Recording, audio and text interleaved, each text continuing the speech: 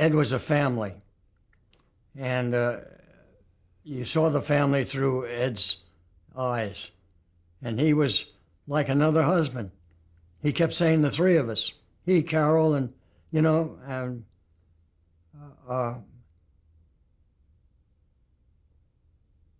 I was at the George Burns was part owner of the show.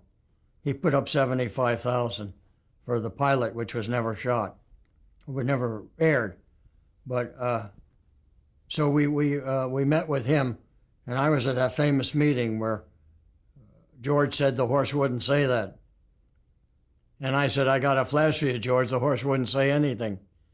And he said, no, he says, in the character that we've given the horse, he wouldn't say it. So my partner, Lou, said, let the horse decide. So that became a famous thing. Lou Derman, contribution outside of some wonderful writing, was two things that in my opinion, made that show what it was. One was to treat Ed as a teenager.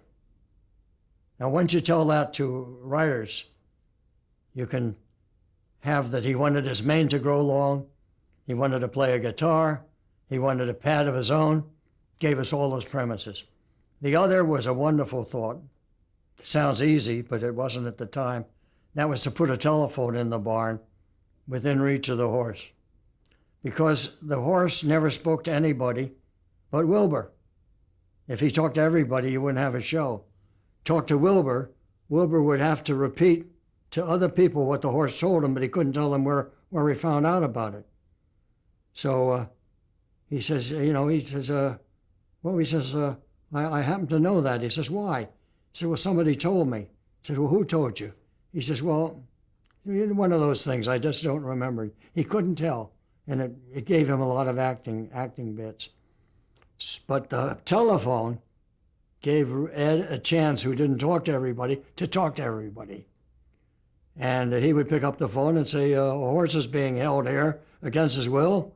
He says, this is Wilbur Post, and so forth. And also listening in on calls from the house. And he knew everything that was going on because he listened in. So Lou was a wonderful adjunct to that show. And I often think of Bing Crosby, where he was a priest, and he brought the priest's mother over at the end, the 80-year-old mother, and there was a tear in his eye and so forth. And there's a tear in my eye when I think of Lou Derman and what he did for me. But he was very much in my corner, very much in my corner, and he kept me for the rest of the show.